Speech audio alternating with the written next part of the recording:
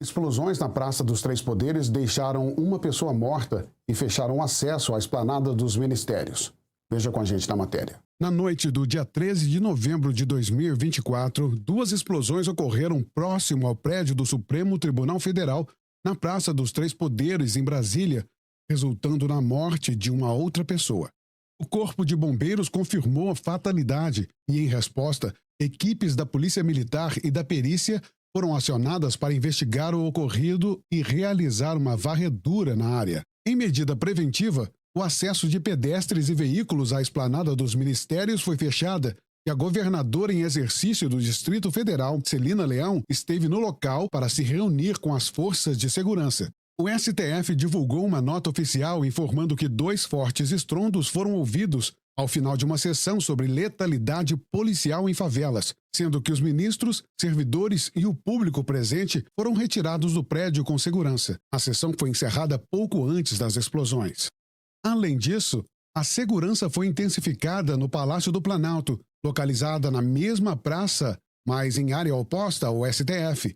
O presidente Luiz Inácio Lula da Silva não estava no local durante o incidente, pois já havia deixado o Palácio do Planalto para o Palácio da Alvorada por volta das 17h30. As autoridades continuam em alerta enquanto as investigações seguem em andamento. O homem responsável pela explosão perto do STF foi identificado como Francisco Vanderlei Luiz. Ele havia publicado 1 hora antes do ataque uma série de mensagens ameaçadoras em suas redes sociais. Nos prints, Francisco se identificava como Tio França, escreveu: "Vocês poderão comemorar a verdadeira proclamação da República", e alertava para um suposto jogo que se encerraria em 16 de novembro de 2024. Em uma das postagens, ele fez ameaças direcionadas a figuras públicas, incluindo William Bonner, José Sarney, Geraldo Alckmin e Fernando Henrique Cardoso, acusando-os de serem velhos, cebosos e nojentos. Francisco também publicou imagens que faziam referência ao atentado, uma delas em que aparece dentro do plenário do STF com a legenda: "Deixaram a raposa entrar no galinheiro". A casa em que Francisco Vanderlei Luiz, o França, autor do atentado, morava no Rio Grande do Sul, Santa Catarina, amanheceu queimada na manhã deste domingo. A suspeita por ter provocado o incêndio é Daiane Dias, ex-companheira dele, que foi vista por testemunhas ateando gasolina também no próprio corpo, disse a Folha e a delegada da Polícia Civil da cidade. O Corpo de Bombeiros de Santa Catarina afirmou que a mulher que estava na casa foi retirada do interior da residência por vizinhos e apresentava queimaduras de 1º, 2º e 3º graus em 100% do corpo. Ela foi atendida, estabilizada e conduzida ao pronto-socorro do Hospital Regional. Bom, é uma situação absolutamente... ninguém pode aprovar uma situação dessa, ninguém pode aprovar uma conduta como as desse rapaz. Mas algumas coisas vêm à tona com essa questão, Max. A gente está vendo a esquerda fazendo um maior alvoroço em relação ao que aconteceu na Esplanada do Planalto, a Esplanada do Planalto. É uma coisa engraçada porque aquela coisa que a gente sempre fala sobre 2 pesos e 2 medidas, né? Essa tentativa de assassinato, a tentativa que eles estão tentando dizer que é a tentativa de assassinato e ligando isso a um extremismo de uma extrema direita, engraçado porque eles não tiveram a mesma empatia ou a mesma conduta quando tentaram matar Bolsonaro, alegando que o Adélio Bispo era simplesmente um lobo solitário que não estava ligado a ninguém, ele simplesmente tomou uma decisão. Mas esse cara especificamente estão tentando ligar ele de alguma forma à direita ou à extrema-direita ou ao centro-direita. Ele não pode ser um lobo solitário como Adélio Bispo ou como outras tentativas que foram antes disso. Quando mataram Aniele Franco, por exemplo, a irmã de Aniele. Como? Aniele Franco. Aniele Franco. Aniele acho que é a irmã, né? Marielle Franco. Quando mataram Marielle Franco, eles fizeram todo um alvoroço também, e achando culpados mesmo antes de se ter provas. Por que esses 2 pesos e 2 medidas, na verdade, acontecem, sendo que, de um lado, sempre tem um motivo, do outro lado, não. Do outro lado é simplesmente um lobo solitário que fez aquilo O Adélio Bispo, um lobo solitário. Esse cara tem um lado. Olha, o que a gente vê nessa situação envolvendo esse homem que se suicidou, na verdade não foi um ataque, ele apenas chegou ao espaço e cometeu suicídio. Existe uma grande dúvida se de fato ele cometeu um suicídio ou se foi alvejado com algum tiro de algum dos seguranças do Supremo Tribunal Federal. A gente vê nas imagens que foram divulgadas que ele chega, joga o rojão em direção ao prédio do STF, depois ele volta, faz alguns outros movimentos, pega supostamente mais um fogos e termina aparentemente sendo, supostamente, é preciso esclarecer, mas dá a impressão que ele é atingido por algo. E aí cai no chão e em seguida tem a explosão dos fogos de artifício que possivelmente também estavam no corpo dele. Quando você fala da questão do modo operante da esquerda, Lula já falou como que é preciso fazer para chegar ao objetivo que eles pretendem.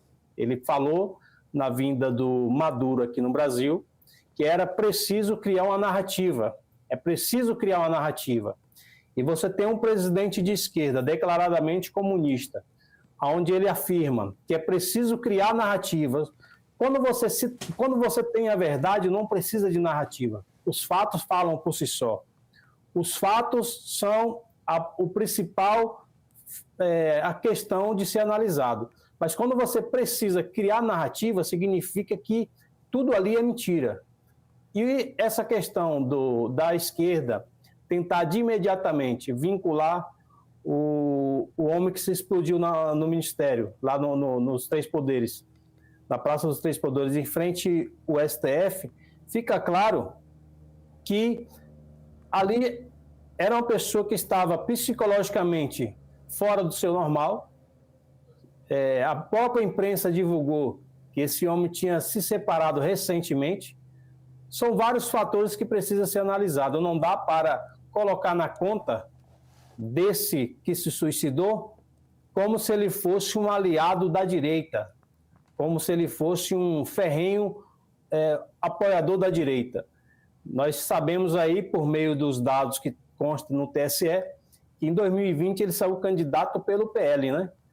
Só que naquele período, em 2020, o PL, na cidade dele, fez aliança com o partido da esquerda, ou seja, não tinha nada de direita puro sangue ali, até porque até hoje não tem. A gente tem algumas figuras que são de fato de direita, mas temos também dentro do próprio partido do PL hoje, já com o presidente Bolsonaro, tem personagens que foram eleitos com a bandeira da direita que estão votando integralmente com Lula. Não significa que o cara está nesse partido que ele é bolsonarista, que ele é defensor da pauta da direita, não. São muitos aproveitadores. No caso em questão do rapaz que se suicidou, ele se filiou a um partido, saiu candidato. O candidato a prefeito dele era da esquerda na cidade onde ele morava e tentaram colar essa pecha, mas Bolsonaro só veio para o PL em 2021. Fato que as narrativas que eles criam caem por terra. E aí você trouxe o fato da Marielle, né? Naquele momento que ela foi assassinada, tentou vincular também o Jair Bolsonaro como se tivesse envolvimento naquele crime. Ou seja, a mídia brasileira se tornou algo que não dá para você perder tempo ouvindo ou lendo qualquer tipo de conteúdo referente à grande mídia do Brasil. É algo que faz vergonha você dizer que essas pessoas que trabalham nesses meios de comunicação, faz vergonha dizer que eles são jornalistas, porque eles tentam criar narrativa para validar um governo que está se afundando a cada dia, mas quer passar uma imagem como se fosse um governo defensor da sociedade, coisa que não é. Lula e seu grupo é defensor dos interesses próprios deles. Não tem nada de defensor da sociedade. E pegar uma situação dessa tão triste, tão chocante, que foi a pessoa se suicidar em frente à corte da mais alta justiça do nosso país, próximo ao Palácio do Planalto, e ali, próximo à Câmara e o Senado, é algo de a gente lamentar, porque foi uma vida que se perdeu, mas nós sabemos muito bem o que tem acontecido nos últimos 5, 6 anos aqui no Brasil. Nós temos aí uma justiça que escalou a perseguição contra pessoas, independente se elas cometem crime ou não, são condenadas aí a 17 anos de prisão. Temos o exemplo da mulher que escreveu "Perdeu Mané" na estátua do STF e acabou pegando 17 anos de prisão. Enquanto isso, o próprio tribunal que condena essas pessoas a 17 anos de prisão é o mesmo que solta criminosos ligados à facção criminosa, traficantes, e solta toda a cúpula do PT, que causou um grande prejuízo ao Brasil, que causou grande prejuízo à sociedade, e hoje estão na rua. Inclusive, um condenado em 3 instâncias saiu da cadeia e hoje está na presidência do Brasil. Não tem como um país desse dar certo se continuar na mão desses que se dizem os defensores da liberdade e da democracia do nosso país. É impressionante que toda vez que sai algum assunto muito polêmico em relação ao governo, ao PT, ao Luiz Inácio Lula da Silva, enfim, ou ao próprio STF, sempre surge uma outra narrativa para se contrapor e apagar aquela imagem ou aquele acontecimento que está acontecendo, aquele acontecimento no momento em que está acontecendo em relação ao governo. Mas uma das outras coisas que me chamou a atenção foi que Luiz, o França, o autor do atentado, que morava no Rio Grande do Sul, a casa dele amanheceu queimada na manhã do último domingo, do dia 17 de novembro. A suspeita de ter provocado o incêndio é Daiane Dias, ex-companheira dele, que foi vista por testemunhas ateando gasolina também no próprio corpo, disse a Folha e a delegada da Polícia Civil da cidade. É muito estranho a mulher tomar uma atitude dessa depois simplesmente ter se separado dele e depois ele ter cometido esse atentado. Por que é que ela se mataria? É uma pergunta que não quer calar. Olha só, nossa sociedade de bem desse país, eu creio que boa parte da sociedade estão perdendo as esperanças naquilo que é o correto. Você vê aí, nós temos um presidente da República que foi condenado em 3 instâncias por crimes cometidos contra o nosso país e foi tirado da cadeia para torná-lo presidente. Isso ninguém pode dizer que não aconteceu, o que aconteceu.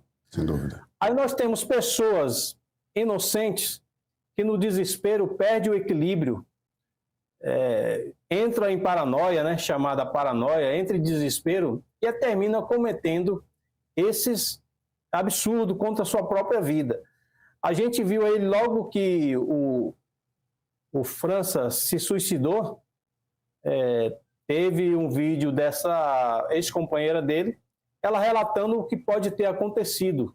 Estava separado, sumiu, tinha muito tempo que ela não falava com ele. E o que chama a atenção é que, em decorrência do que aconteceu, a própria mídia brasileira, a própria imprensa brasileira, a imprensa suja do Brasil, que tem um lado sujo de fazer o papel sujo para validar esse governo, tenta criar situações que não existem. E aí imagine um filho, uma ex-esposa, por mais que seja ex, tem uma história vivida com aquela pessoa que terminou ceifando a sua vida de forma trágica. Tem essas famílias envolvidas em todo esse conflito. E aí começa a criar narrativas, e aquilo fere as pessoas, fere o filho, fere a ex-companheira e fere de tal forma que pode ter contribuído para que isso tenha acontecido. A mulher se viu com o ex-marido morto por ele próprio, a mídia esculhambando, criando situações narrativas, tentando imputar algumas situações que, na verdade, não condiz com a realidade. E aí a pessoa, por falta de equilíbrio emocional, termina também falando, já que está tudo desandado, não acredito mais na nossa justiça, não acredito mais no nosso país, eu vou ter que fazer isso aqui também. E termina cometendo essas loucuras. Infelizmente, ela cometeu esse ato, não perdeu a vida, mas as consequências das queimaduras serão eternas. E ninguém sabe se depois ela melhorar dessa situação, se ela não vai tentar novamente contra a própria vida. É absurdo mas a nossa imprensa brasileira, ela contribui para tudo que está acontecendo. Porque a imprensa ela deveria se posicionar apenas em dar as informações, mas não, ela começa a criar narrativas, ela começa a imputar crimes a quem jamais cometeu crime. Então, a imprensa, o governo federal, junto com o seu núcleo de disseminação de fake news, tem culpa no cartório a respeito disso, pela forma que trata o caso. Você viu aí o ministro do Supremo Tribunal Federal, que antes da investigação terminar, antes de trazer às claras o que aconteceu no suicídio do França, o próprio ministro do Supremo já disse que tinha vínculo com 8 de janeiro, que situação que não tem nada a ver uma coisa com a outra. Mas ele já pregou a pecha que é uma coisa vinculada à outra. Ou seja, não adianta querer dizer para eles que isso não tem verdade, porque o que eles querem é achar um culpado e direcionar a prisão de Bolsonaro. Esse que é o meu pensamento a respeito desse tema. Bom, e o Corpo de Bombeiros de Santa Catarina afirmou que a mulher que estava em casa foi retirada do interior da residência por vizinhos e apresentava queimaduras de 1º, 2º e 3º graus em 100% do corpo. Ela foi atendida, estabilizada e conduzida para o pronto-socorro do Hospital Regional. E como você mesmo falou, Max, infelizmente, depois de toda essa situação, não sabemos como ela vai reagir após estar absolutamente deformada por queimaduras de 1º, 2º, 3º grau em todo o corpo. A vida dela simplesmente acabou por aí, né? Mas vamos com a nossa próxima matéria. Não se esqueça de curtir, compartilhar, se inscrever no canal. É muito importante a sua participação com a gente. E vai no nosso site www.qcnews.com e participe. Se inscreva no canal e seja o nosso apoiador no nosso site. É um prazer ter você com a gente.